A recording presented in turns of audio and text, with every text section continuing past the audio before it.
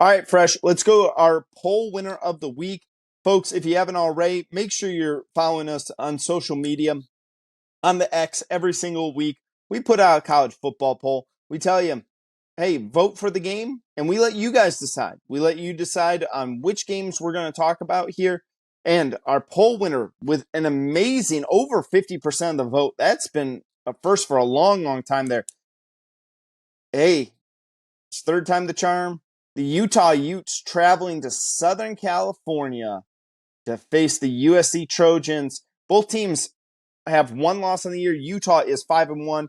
USC is 6-1, coming off that loss to Notre Dame. Currently, USC is a 6.5 point favorite. Over under is set at 56 points in this. It's a lot of points for a Utes game here. Fresh, I'll throw it over to you. I mean, this is the first time in the recent memory where they're facing off in LA. It's not going to be in Salt Lake City. It's not in Vegas. Maybe coming back home for the Trojans and getting them back in the Coliseum gets them to play at a different level, because the last 10 times we've seen these teams face off, it has been a beatdown and a half. Physically, in the trenches, on the scoreboard, USC just comes in high flying, fancy free, and the physical toughness of Utah defensively, offensively, and just has knocked them out. Made them look foolish. Potentially stole the playoff spot, last year by beating them in the title game. This is going to really test, I think, the USC and the Lincoln Riley psyche. If they can't get over this guys the third time, when this Utah team this year, Cam Rising, we all been waiting for him to get in the lineup. The team's been beat up. They don't have the Dalton Kincaids, the Clark Phillips the third. They're still trying to find the superstar. They're more of just a group of players who are playing really well together, but they haven't found their identity of who's going to be the leader, who's going to be the guy to take over and dominate. They just play as a collective unit. This is the time for USC to get them. And what kind of rally do they come back after losing a terrible fashion there in South Bend? The 5 turnovers, getting blasted on national. The game was never really competitive, and this is a chance for USC, maybe a tipping point of the program, maybe a tipping point under Lincoln Riley. What I mean by the program of you come in with all this pomp and circumstance, and you haven't done anything. You haven't won a conference title. You got an at-large bid to the New Year's Six. You got beat by Tulane in that game. You haven't played any lick of defense your entire time in USC, and honestly, you didn't coach defense and have anyone play defense when you were at Oklahoma. When is the mindset, the regime going to change under Lincoln Riley for a team to actually play complementary football, tough defense, and an offense that can score consistently and not turn the ball over in big games?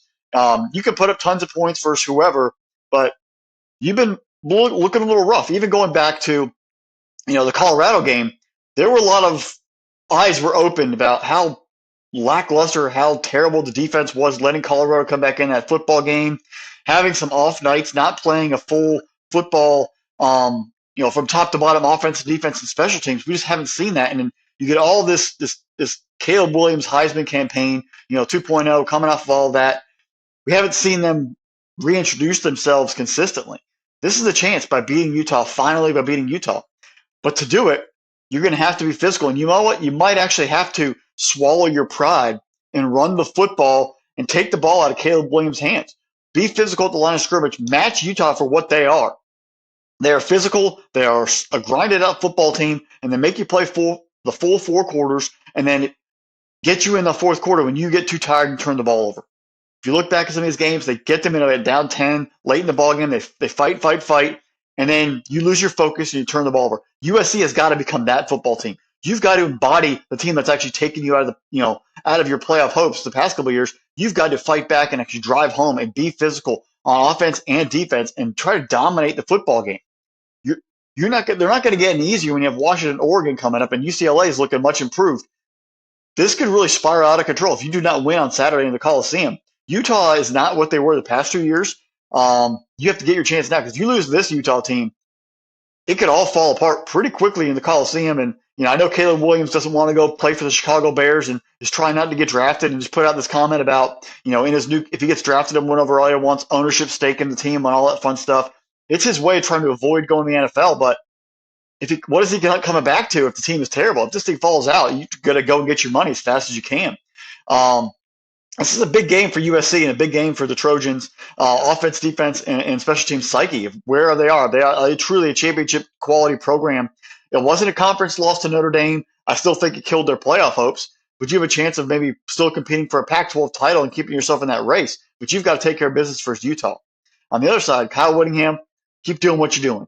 Put all those guys. You know what? I'm gonna call them a bunch of no names because that's how they play. They don't care about the name on the back of the jersey. They care about the name on the front there at Utah. And they play for each other. They play team defense. They play team offense. And they grind it out. They don't care about winning pretty. They just care about winning in the end.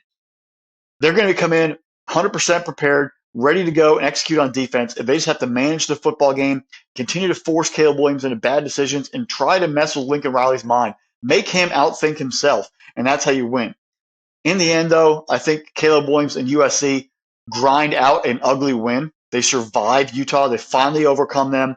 I'm going to say a 27 to 20, 27-17 win. It will not be pretty, but actually I think it'll do USC more good in the long run by winning an ugly, slow, sluggish football game as opposed to winning 56 to 30 and they making everyone think that everything's fantastic. They will win an ugly ball game. The Utes will fight hard, but USC will finally prevail over Utah late in the football game. Yeah, Fresh. If this game was in Utah, I would be picking the Utes in a blowout. That team's just a different team there. They play much differently at home. When they go on the road, that offense doesn't always travel very well with them when they leave the friendly confines of Salt Lake City. This is a place where this is a game where you could really see the Utah offense come alive in here. And I was thinking about when I was prepping for this game, USC faced a very good Notre Dame defense, especially a very good Notre Dame secondary defense that's been pretty impressive on this season. And then I started looking at Utah. Utah is a top 5 defense in the country. Oh, big shocker there. Kyle Whittingham has a top 5 defense again. Like, I'm not surprised by that. The problem I have is at the quarterback position. Like, we've been talking since week 1, like when is Cam Rising coming back? And again, we've talked about this before where college football doesn't have to provide us injury reports. They always say, oh, he's making progress or he's doing this or that or the other. And I think that's where this Utah team is missing that disconnect. They've moved to Bryson Barnes as the starter there. He was the starter in the Cal game. Nate Johnson's been a nice little spell quarterback for them. He's had a start or two there. I think that right now they're rolling with Barnes instead of Johnson. But we'll see in this game. The game, it really comes down to, can Utah put up enough points in this game? Can they cross the 28, 30 mark on this? Because USC is going to be a little angry. They're going to come a little pissed off because they got their feelings hurt. They got all up in their feelings and got smacked around by Notre Dame. It was bad. And what really happened, Fresh, and I give us the equate, me and you, we do this podcast here. We're on YouTube. We don't wear makeup. We are who you see we are. We're 2 guys with faces made for radio here.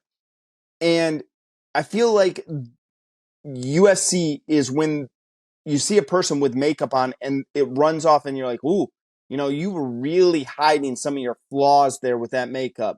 And that's what's happening to the USC offense. The offense has been kind of shut down a little bit. It's not as prolific as it was earlier in the season. I think the makeup's starting to run off and we're starting to go, ooh, those are some serious flaws we see in USC. The question I have is, can Utah exploit those flaws? Can they do it? And can they, most importantly, do it on the road? Because in their one road test this year, you take a look at with them going to Corvallis, and they did a very good job against the Beavers. I mean, you take a look, DJU only about 200 yards passing. They forced an interception on him. They did give up 131 yards on the ground, but it took 36 carries to get there. It's 3.6 yards a carry. They can do this. They can pull this off. USC has got to be able to take advantage of opportunities in this game. I'm going to say USC is going to pull off the game. I don't know if I like the 6.5, though. I think I would take Utah in the points. I got USC to win, Utah in the points, and I'm going to go crazy here, Fresh. I'm going to say the under comes in. Ooh.